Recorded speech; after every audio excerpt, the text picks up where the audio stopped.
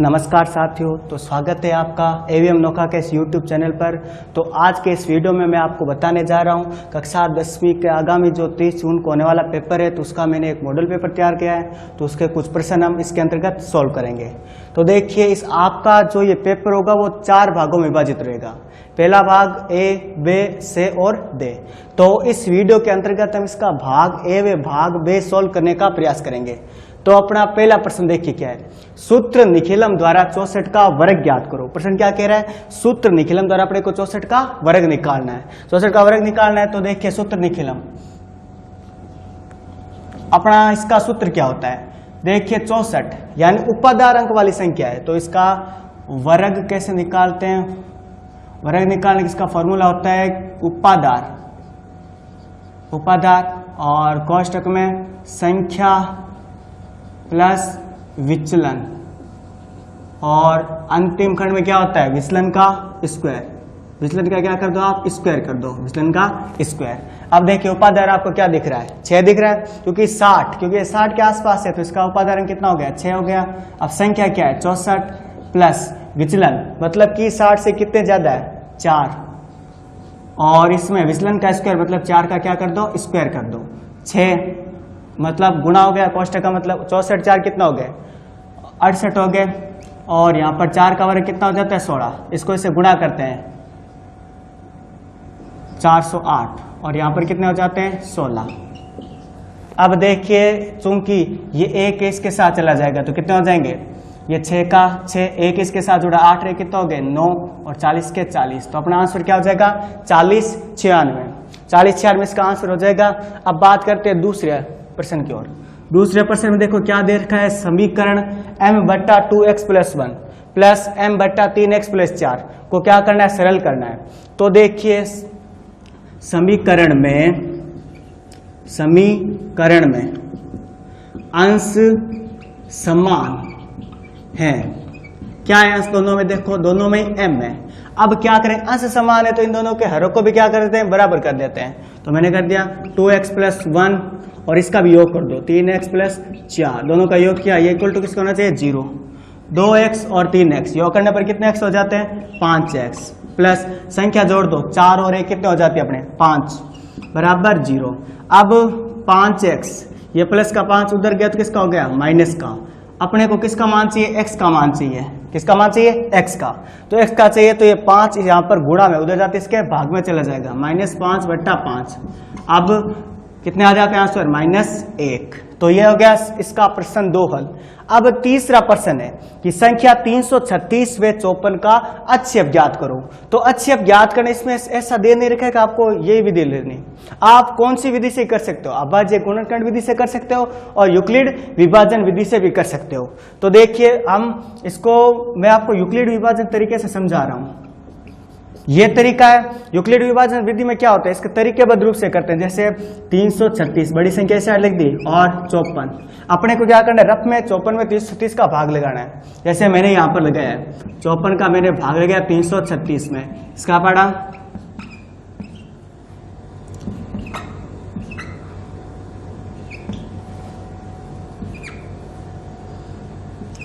270, और अब आगे भी देखते हैं, हो सकता है आगे भी हो सकता।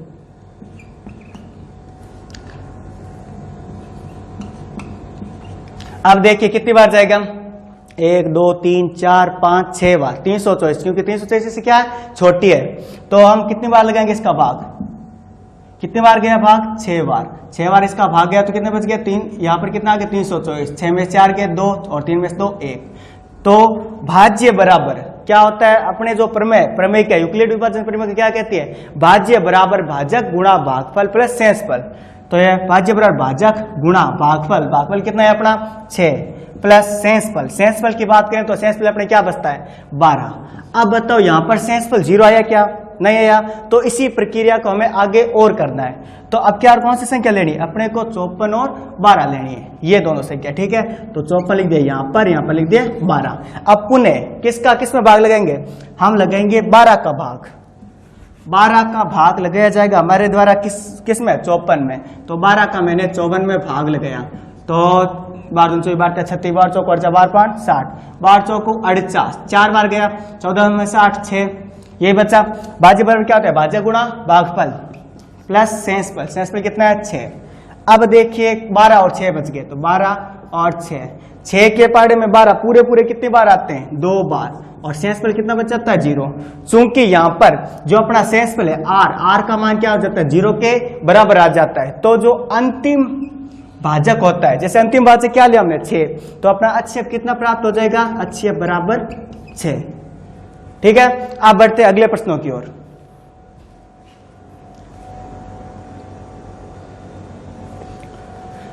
तो अब बढ़ते हैं अपने अगले प्रश्नों की ओर। अपना चौथा प्रश्न क्या है, sign square 50 plus sine square 40 का मान ज्ञात करना है। साइन स्क्वायर 50, देखो आप में से इन दोनों में से एक की वैल्यू को ज्ञात कर लेना है। जैसे मैं क्या करता हूं, इस साइन 40 का मान ज्ञात कर लेता हूं। ठीक है, तो इस साइन 40 को क्या लिखा जा सकता है, ऐसा लिख सकता हूं ना, साइन 90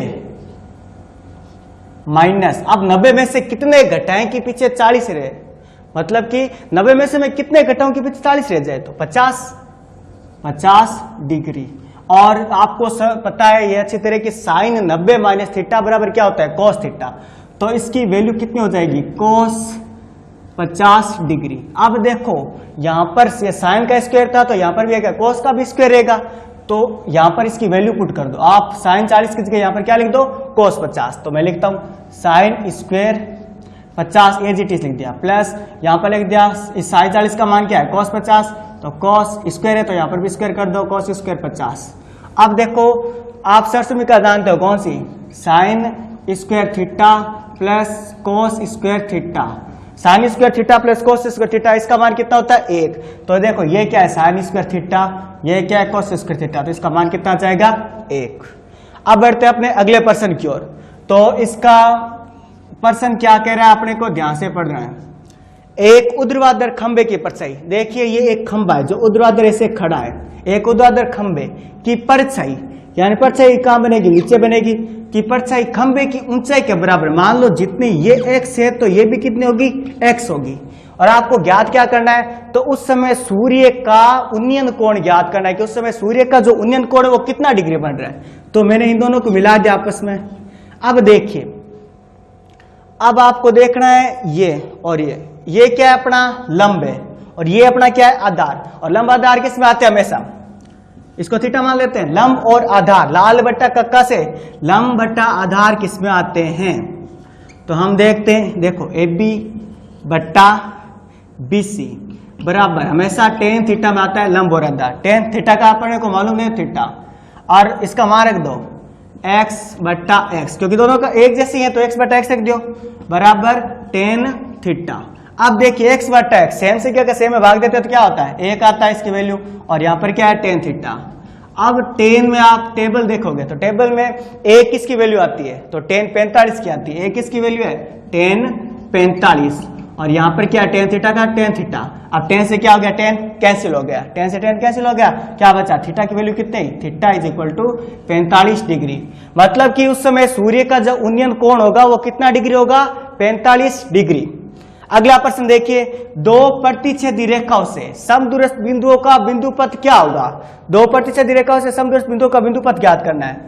देखिए दो प्रतिच्छेदी रेखाओं से समदूरस्थ बिंदुओं का बिंदुपथ है, वो उसको मिलाने वाली समद्विभाजक रेखा होगी। दोनों रेखाओं को मिलाने वाली समद्विभाजक रेखा, ठीक है, यह क्या होगा इसका बिंदुपथ। अगला प्रश्न देखिए, तीन असरेखीय बिंदुओं से अधिकतम कितने वृत्त खींचे जा सकते हैं। तो देखिए प्रस्तावना इस तरह के दो प्रश्न, एक है असरेख और एक है सरेख। तो असरेखीय देखो a मतलब कि 1 और सरेख मतलब 0। इसमें आपको क्या लिखना है, केवल और केवल कितना वृत्त खींचा जा सकता है, 1। अब बढ़ते अपने अगले प्रश्नों की ओर। बढ़ते अपने अगले प्रश्नों की ओर। अगले प्रश्न देखिए किस प्रकार है। तो पहला प्रश्न, यह 8वां प्रश्न देखिए, एक पासे को एक बार फेंकने पर अभाज्य संख्या आने की प्रायिकता।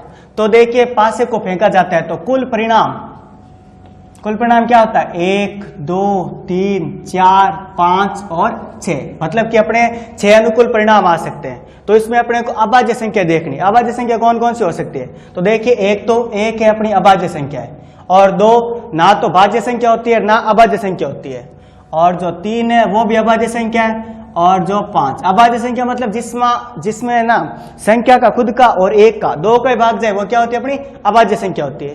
तो संख्या कितनी होगी 1 2 3, अनुकूल घटनाएं कितनी हो गई 3, और कुल संभावित घटनाएं 6। तो प्रायिकता ज्ञात करने का अपना फॉर्मूला होता है कि अनुकूल घटना बट्टा कुल संभावित घटना। ठीक है, अब हम क्या करेंगे, इसका वैल्यू रख देंगे। देखो अनुकूल घटना कितनी थी, अभाज्य संख्या थी कितनी 1 2 3 थी, तो मैंने कितने लिख दिया 3 बट्टा कुल परिणाम कितने अपने 6, 3 बट्टा 6, ये 3 के पारे से घटे 1 बट्टा 2। अब अगला प्रश्न है कि लाल बत्ती की ज्यामिति कैसी होती है, जो ट्रैफिक लाइट्स होती है ना उसमें लाल बत्ती की ज्यामिति कैसी होती है, तो इसका उत्तर होगा अष्टभुजाकार। लाल बत्ती की ज्यामिति कैसी होती है अष्टभुजाकार। अब देखिए जो अगला प्रश्न है उसको मैंने डायग्रामेटिक रूप से पहले सॉल्व कर दिया है, तो आपको पूरा प्रश्न बता रहा हूं किस प्रकार का आपका प्रश्न होगा। एक देखिए यातायात सिग्नल है, वहां पर एक खंबा लगा हुआ है, ठीक है, तो ये कह रहा है खंबे जो कैमरा है ऊपर जो ये यहाँ पर कैमरा लगा हुआ है, ये कैमरा है ना आधार से 30 मीटर दूर तक दृश्य देख सकता है, आधार से 30 मीटर दूर, और ये कह रहा है जो जहां तक देख सकता है उस बिंदु से कैमरे के सीसीटीवी का जो उन्नयन कोण वो कितना दे रखा है 30 डिग्री दे रखा है। तो अपने को इस खंबे की ऊंचाई ज्ञात करनी है, ये अपने सड़क सुरक्षा टॉपिक से। तो देखिए ये क्या है अपना लंब और ये क्या है आधार। लंब और आधार लाल बटा से किस में आते हैं, हमेशा की तरह टेन थीटा में। तो देखिए टेन कितना है 30, लंब बटा आधार, लंब क्या है h बटा 30। अब देखिए टेन 30 का मान कितना होता है, टेन 30 का मान हम निकालते हैं, तो टेन 30 का मान होता है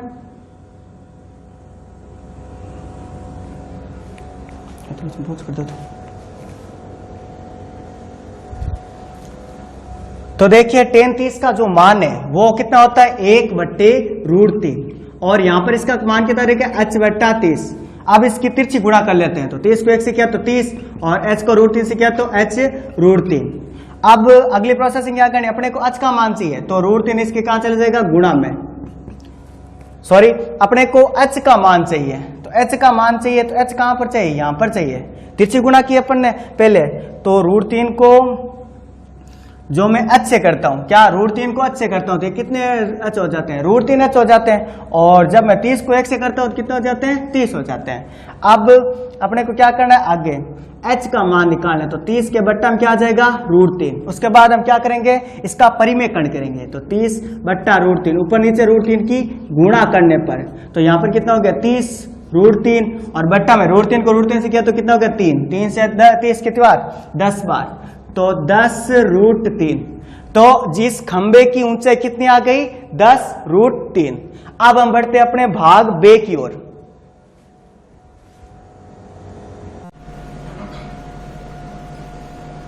नमस्कार साथियों, तो स्वागत है आपका एवीएम नोखा के यूट्यूब चैनल पर।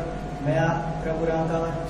आज मैं आपको कक्षा 8 की प्रश्नावली जो 6 वर्ग और वर्ग जो नई किताब है एनसीईआरटी की उसमें ये, तो आज हम ये प्रश्नावली करेंगे।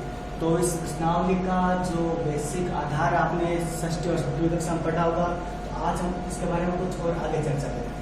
सबसे पहले बात करते हैं वर्ग की, तो आपको वर्ग निकाल आना चाहिए, किसी संख्या को समान संख्या से गुणा करना, तो क्या निकल जाता है उसका वर्ग निकाल जाता है। जैसे मेरे को 1 का वर्ग क्या होता है 1, 2 का वर्ग 4, 3 का वर्ग 9 हो जाता है, 4 का वर्ग 16 हो जाता है, 5 का 25, 6 का 36, 7 का 49, इसी प्रकार 8 का 64, 9 का 81 और 10 का कितना हो जाता है अपने 100 हो जाता है। समझ गया? ऐसे आपको 20 तक रहना है, क्योंकि 20 तक आपको याद रहना चाहिए, क्योंकि आगे कुछ विद्या है वो करेंगे तो उसमें ये चीज काम आएगी। ऐसे देखो अब कौन सी करना है अपने को 11 का, 11 का वर्ग कितना हो जाता है 121, 12 का 144, 13 का 169, 14 का 14 कितना हो जाता है आपको पता होना चाहिए, 14 का हो जाता है अपने 196, 15 का 225, 16 का हो जाता है 256, 17 का हो जाता है अपने 200। जब मैं 17 को 17 से गुणा करता हूँ तो इसका जो उत्तर है ना वो आ जाता है 289। और जब 18 का वर्ग निकालते हैं तो 18 का आ जाता है 324, 19 का 361 और 20 का वर्ग होता है वो 400। देखिए आपको ये 1 से 20 तक वर्ग याद करने पड़ेंगे क्योंकि ये आपके काम आने वाले हैं। 1 से लेकर 20 तक जितने ये वर्ग है ना वो आपको याद करने हैं। और इसमें उन चीजों का विशेष ध्यान रखना है जिसका इकाई अंक समान है, जैसे ये 8 वाला और ये अपने 2 वाला। क्यों? क्योंकि दोनों का इकाई अंक क्या है 4 है। और इसी प्रकार इसी कड़ी में देखिए 6 वाला और 4 वाला। क्यों? क्योंकि 6 का वर्ग 36 का भी इकाई 6 होता है और 4 का वर्ग 16 का इकाई भी क्या होता है 6 होता है। और इसी कड़ी में देखो 7 का और 3 का दोनों का क्या होता है। तो आप ऐसा मतलब कि आपको याद होना चाहिए, आपको ऐसे कोई ट्रिक जैसे 7 और 3 ओके और 4 जैसे 4 का 6 होता है और 6 में भी क्या होता है ये होता है। और इसी प्रकार और मैंने आपको बताया था एक 8 और 2। इसकी एक आपको शॉर्टकट ट्रिक बताऊंगा। और 9 और 1 इसमें भी क्या दोनों इकाई अंक क्या होता है 1 होता है। इसकी शॉर्टकट ट्रिक ये है कि समान इकाई अंक किसका होता है, जिन दो अंकों का योग क्या होता है हमेशा परम मित्रांक होता है। जैसे अगर 1 की बात करें तो इसका परम मित्रांक मतलब कि 10 में से घटा के देख लो क्या होता है 9 बचता है, तो 1 और 9 का इकाई क्या होगा 1 होगा। ठीक इसी प्रकार जब 2 की बात करें तो 2 का वर्ग 4 होता है। ऐसी कौन सी संख्या है जिसका भी क्या होता है क्या 4, तो परम मित्रांक निकालो इसका 10 में से घटा लो तो 10 में से 2 घटा दे तो कितने बच गए 8, मतलब 8 और 2 दोनों में क्या होगा क्या 4 होगा। ठीक इसी प्रकार 3 तो 3 में 9 होता है तो और 9 किस में होगा, तो इसका परम मित्रांक कौन सा होता है 7, तो 7 में क्या होता है 49 होता है। वैसे ही अगर 4 की बात करें तो 4 में 16 होता है और किस में हो सकता है, तो इसका परम मित्रांक निकाल लो। ठीक है, आप अच्छी तरह समझ गए होंगे। तो ये शॉर्टकट ट्रिक है, इस ट्रिक को आप याद रखना जो अपने काम आने वाली याद है। भाग भी करेंगे ना वर्गमूल निकालने को उसमें। तो अब बढ़ते हैं, ये तो हो गए वर्ग की बात, अब करते हैं वर्गमूल। क्या होता है वर्गमूल और कैसे निकाला जाता है इसके बारे में हम चर्चा करने वाले हैं। तो वर्गमूल निकालने की जो वर्गमूल है ना उसको निकालने की सामान्यतः कितनी 2 विधियां। वर्गमूल कितनी विधि द्वारा निकल जाता है 2, इसकी 2 विधियां। एक है नॉर्मल विधि जिसे हम बोलते हैं अभाज्य गुणनखंड, जो आपने छोटी कक्षा में सीखी होगी।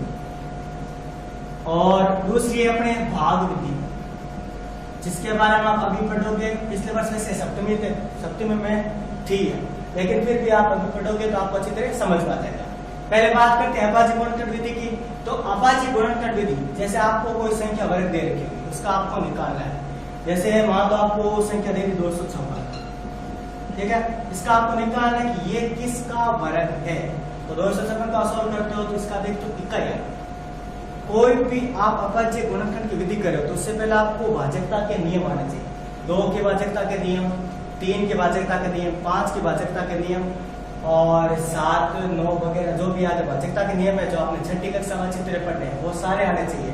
तो इसका देखो इकाई अंक क्या 6 जो कि एक सम संख्या है। तो सम संख्या में 2 का भाग जाता है, तो मैंने इसमें 2 का दिया भाग, 2 का भाग दिया तो 2 का भाग करते तो गया 1 बार, यहाँ पे कितनी बार 2 बार, और अब कितना बचा 1 बचा यानी 16 2 के बारे में कितने बार आते हैं 8 बार। इसके आधे कितना हो गया 128। अब इसमें और 2 का डिवाइडेशन करते हैं तो 2 12 का आधा कितना हो गया 6 और 8 का आधा 4, फिर 2 का करते हैं तो 3 और 2 और फिर 2 का करते हैं मतलब 32 का आधा 16 और फिर 2 का करते हैं तो 16 का आधा कितना हो जाता है 8, फिर 2 का 4, 2 और 1। ये तो पूरी प्रोसेसिंग चलती है, यानी 2 का ही जाता है। जोड़े बनाते हैं 2 के, ये बनाया, इसका भी और इसका भी। प्रत्येक जोड़े में से एक संख्या ले लेनी है, इसमें से एक ली, गुणा का चिन्ह, अगली संख्या, उसके बाद ये और ये। अब इनको गुणा करो, 2 दूनी 4 गुणा, इन दोनों गुणा करना, 2 दूनी 4 और 4 बाय 4 मतलब कितना हो जाता है 16, यानी किसका बनेंगे 16। जब 16 को 16 से गुणा करें तो कितने आते हैं 256। ये विधि बहुत ही आसान है, तो ये आपकी इतनी खास नहीं है। मुख्य विधि आपके भाग विधि, आपको कौन सी विधि पर फोकस करना है, भाग विधि पर।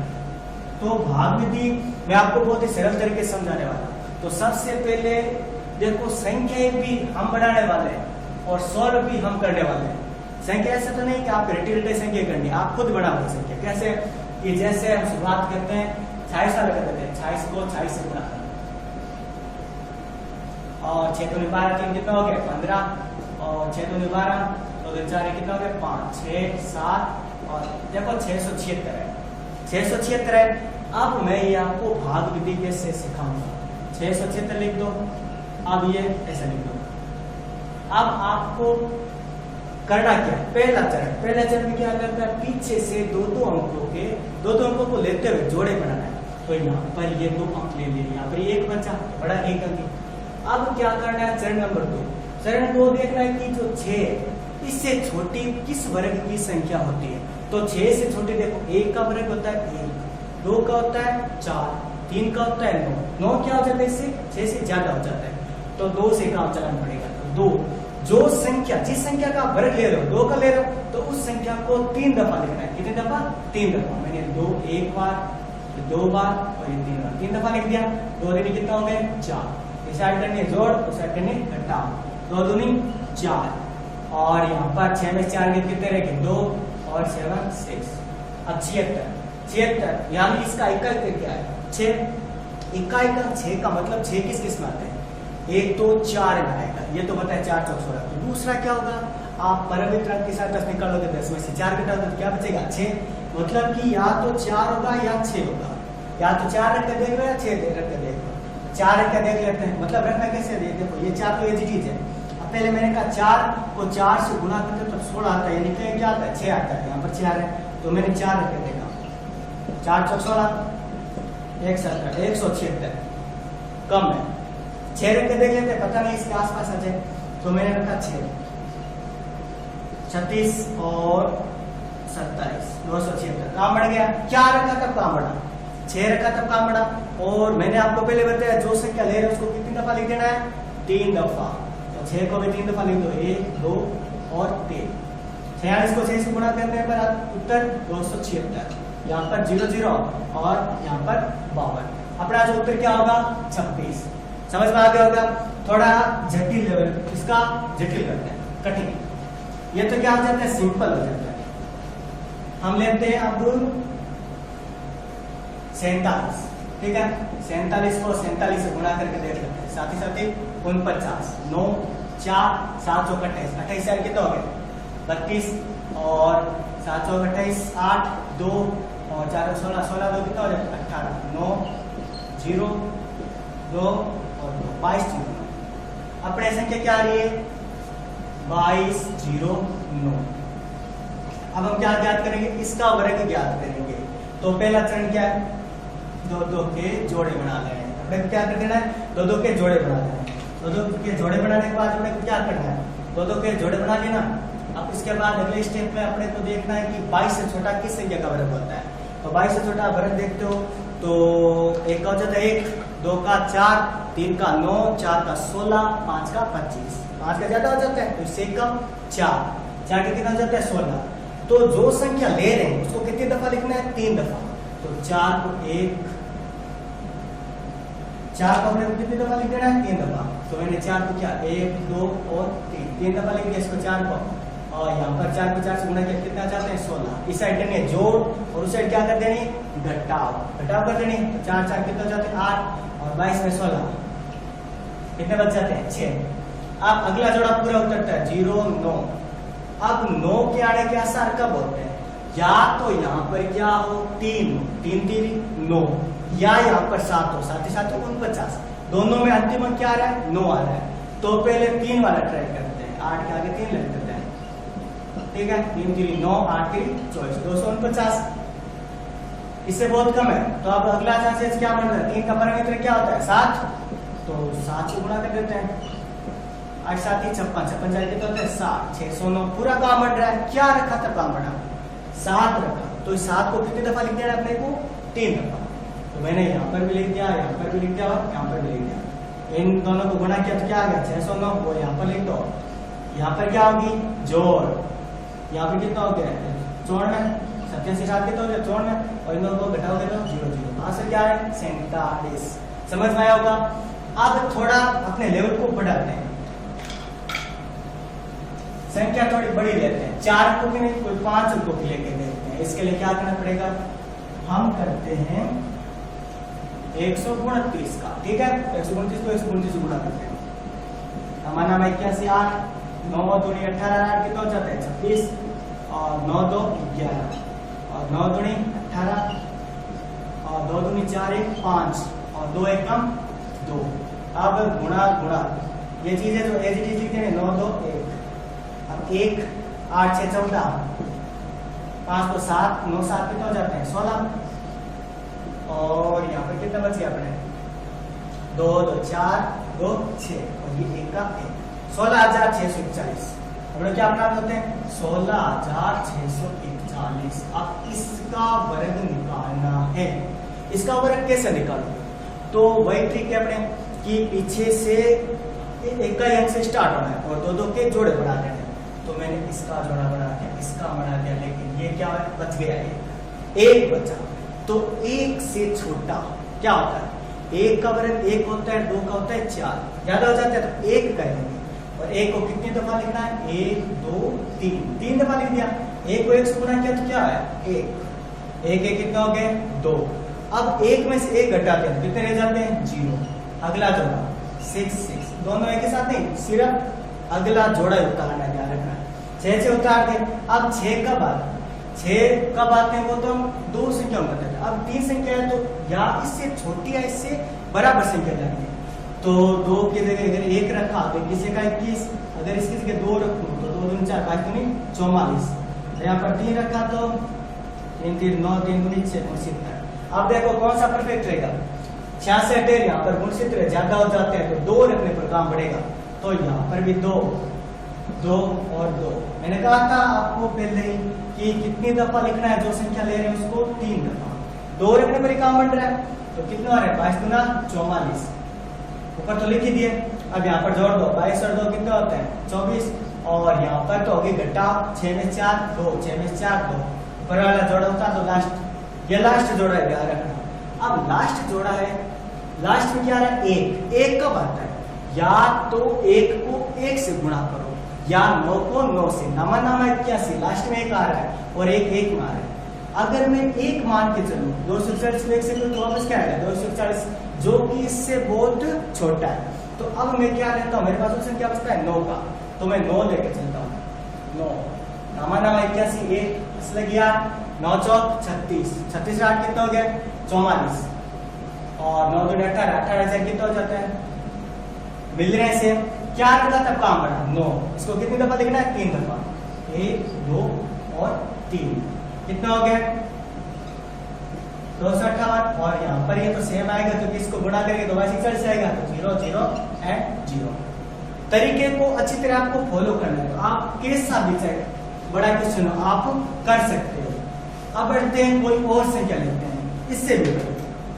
चलो आपके मन में ख्याल है कि आप लेना चाहोगे 558, बड़ी संख्या, बड़ी संख्या ले रहे, तो 558 से गुणा करता आपको संख्या पता चल जाएगी, अपने को संख्या पहुंच गई। तो 8 8 64, 6 9 8 72, 72 6 कितने होते हैं? 78, और 8 8 40 से 7 47, गुणा 9 8 72 2 असली लगी 7, 81 के साथ कितने हो जाते हैं? 88, 8 9 50 45, 45 और 8 कितने हो जाते हैं? 53, गुणा गुणा 8 पंजे 40 और 4, और 9 50 45, 45 4 कितने हो जाते हैं? 49, इसलिए कि 4।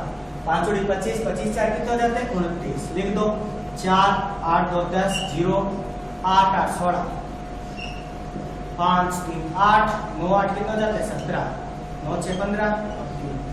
ये संख्या है 35 76 04 35 76 04। अब इसका आपको क्या निकालना है, वर्ग निकालना है।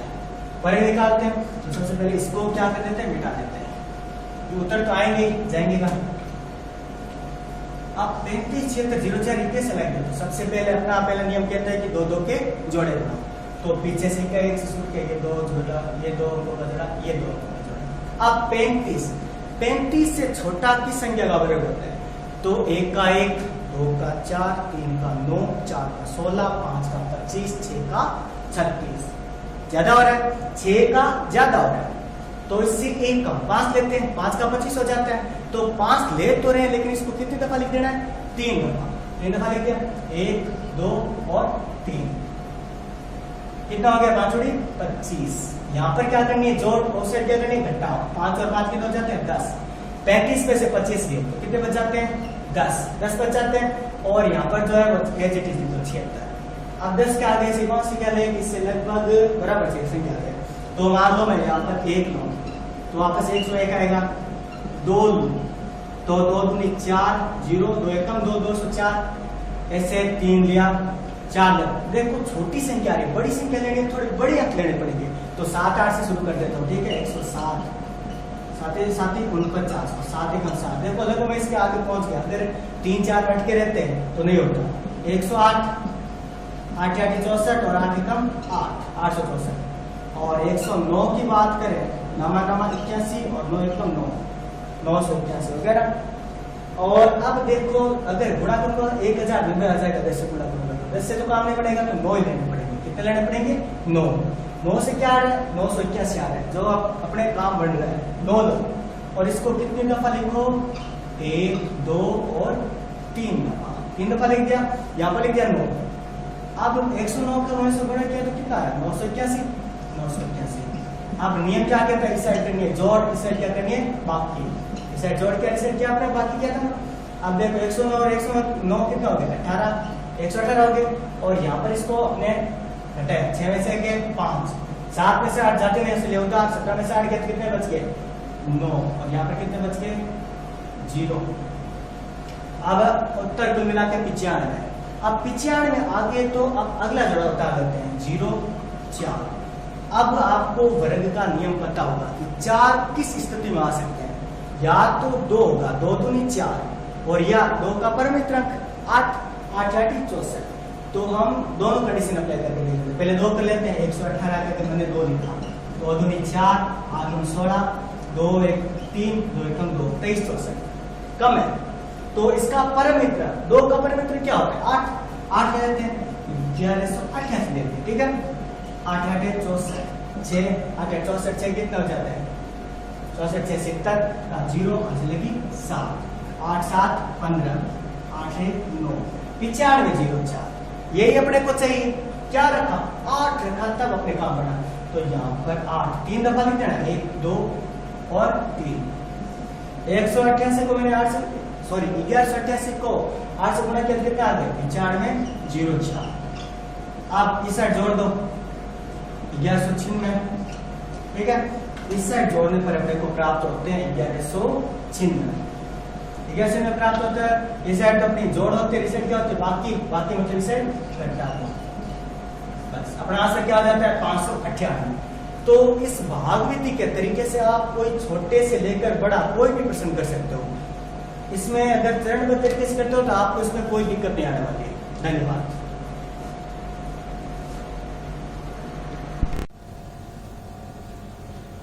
बारहवां प्रश्न, अगला प्रश्न देखिए क्या है, यदि एक वृत्त की परिधि एक वर्ग के परिमाप के बराबर है।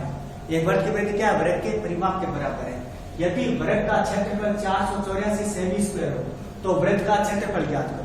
तो देखिए वृत्त का क्षेत्रफल ज्ञात करने से पहले हमें उसकी त्रिज्या में मालूम करनी चाहिए। तो इसके लिए प्रश्न को ध्यान, वर्ग का क्षेत्रफल क्या होता है, वर्ग का क्षेत्रफल होता है ए स्क्वायर, मतलब भुजा गुणा भुजा। इसका मान कितना दे रखा है 484, 484 दे रखा है ए स्क्वायर का मान। अब ए का मान चाहिए तो क्या होगा, इसके ऊपर रूट का चिन्ह आ जाएगा, मतलब 484 किस संख्या का वर्ग होता है, तो 484 होता है 22 का, 22 का वर्ग क्या होता है 484। ए का मान मतलब कि इसका मान आ गया। आपस में देखा वर्ग की परिधि, वर्ग की जो परिधि है वो बराबर है किसके, वर्ग के परिमाप के बराबर है, वर्ग के परिमाप। अब दोनों का सूत्र लिख दो। वर्ग की परिधि क्या होती है 2 पाई r, और वर्ग का परिमाप क्या होता है 4 गुना भुजा, मतलब कि 4a। अब 2 पाई का मान कितना होता है 22/7, r का मान हमें मालूम नहीं, तो r का क्या रखना है अपने को, r ही रख देना है, और 4 गुना a का मान अभी अपने निकला कितना है 22। अब मेरे को r का मान चाहिए, तो क्या होगा, जो गुणा में ना इधर वो उधर भाग में चल जाएगा, जो भाग में वो गुणा में। r का मान चाहिए तो 4 गुना 22 जैसा था वैसा का वैसा लिख दिया। जो ये 7 है ये इसकी गुणा में चल गया, और जो ऊपर वाला दोनों चीजें होगा अभी इसके भाग में, 2 गुना 22, 22 से देखो 22 हो गया कैसे, और जो 2 से 4 कितनी बार करता है 2 बार। r का मान कितना आ गया 7 दूनी 14, r का मान कितना आ गया 7। अब कह रहा है वृत्त का क्षेत्रफल ज्ञात करो, तो वृत्त का क्षेत्रफल क्या होता है, वृत्त का क्षेत्रफल यह होता है अपने पाई r स्क्वायर। पाई का मान 22/7, r का मान अभी हमने निकाला 14, तो 14 इंटू 14, 7 के पार्ट 14 हो गया 2 बार, पाई दूना कितना हो गया 44 और गुणा 14। आप 44 को 14 से गुणा करते हैं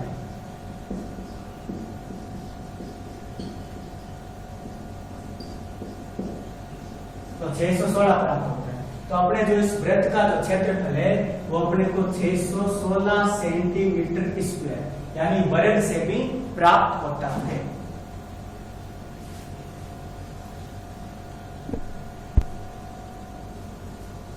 अब बढ़ते हैं अपने अगले प्रश्न की ओर, 13वां प्रश्न। यदि किसी बेलन की त्रिज्या 3.5 सेमी तथा ऊंचाई 14 सेमी तो बेलन का आयतन ज्ञात करो।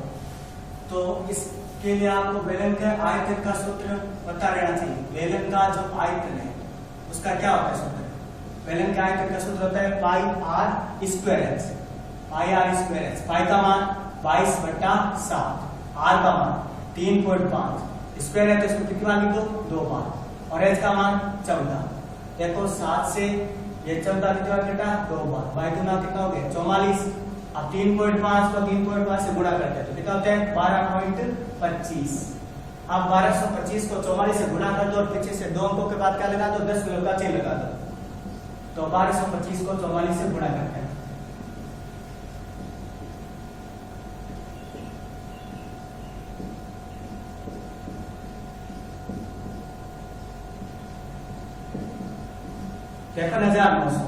तिरपन हजार 900।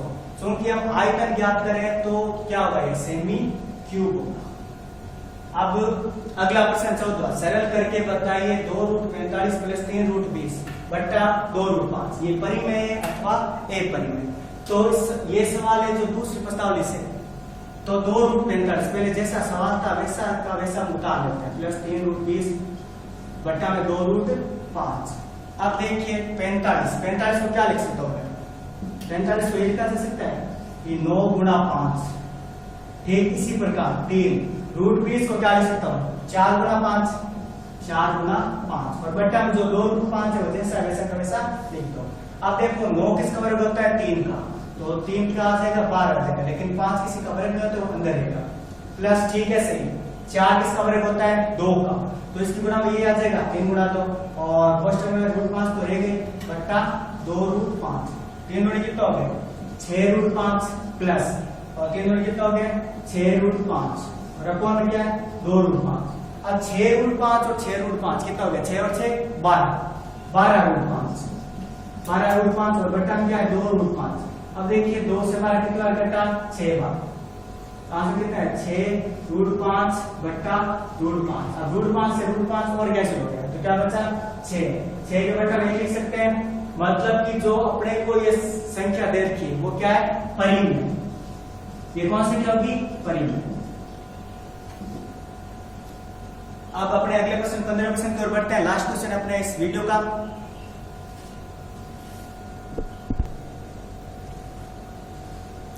अब देखिए अगला प्रश्न क्या है अपने, एक सीधे व ऊर्ध्वाधर पोल पर यातायात केंद्र के लिए कैमरा लगा है। एक यहाँ पर अपने क्या है पोल है, ठीक है, ये सीधा पोल है, इस पर एक यातायात केंद्र, यहाँ पर एक कैमरा लगा है। यहाँ पर क्या है कैमरा है जो पोल के शीर्ष से 25 मीटर दूर, यानी पोल के शीर्ष से 25 मीटर दूर, यहाँ पर ये मान लो कितने 25 मीटर दृष्टि रेखा तक यातायात क्षेत्र देख सकता है, मतलब 25 मीटर दूर है चारों ओर पे, मतलब 25 मीटर इधर से देख रहा है तो 25 मीटर इस साइड से भी देख सकता है।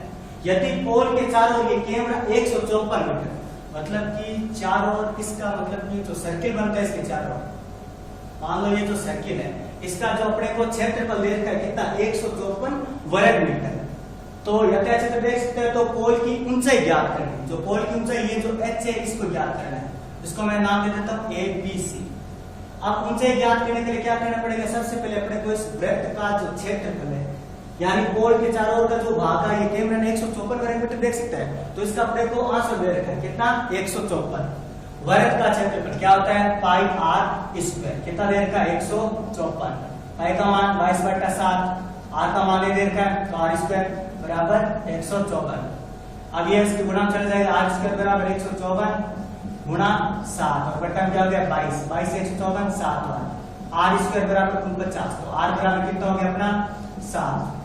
अब देख इसका 25 है, इसका भी कितना ज्ञात कर लिया 7। पोल की ऊंचाई पाइथागोरस प्रमेय से उदाहरण पर में ना उसका कथन क्या है, कर्ण का स्क्वायर बराबर लंब का स्क्वायर प्लस आधार का स्क्वायर, आधार का स्क्वायर। अब देखिए किसका मान चाहिए, ये अपना लंब है तो लंब का मान चाहिए, तो लंब का स्क्वायर बराबर क्या होगा कर्ण के स्क्वायर में से आप घटा दोगे आधार का स्क्वायर, तो लंब का स्क्वायर मतलब h का स्क्वायर बराबर कर्ण का स्क्वायर मतलब 25 का स्क्वायर, उसमें से घटा देना है 7 का स्क्वायर, 7 का स्क्वायर 25 का स्क्वायर कितना हो जाता है अपने 625 और उसमें से गुण 50 घटाओगे तो h स्क्वायर का मान आ जाएगा 576। अब 576 h रूट आ गया 576, ये किसका वर्ग होता है 24 का। अपना आंसर क्या आ गया, मतलब कि पोल की ऊंचाई कितनी है 24, इसमें किसका दे रखा है मीटर में दे रखा है, तो इसकी हो जाएगी 24 मीटर। ये अपना जो इसका ए विभाग है, जो प्रश्न है पत्र, उसका ए विभाग हम कंप्लीट कर चुके हैं। अगले वीडियो में हम इसका भाग से और उससे अगले वीडियो में इसका भाग दे करेंगे। धन्यवाद।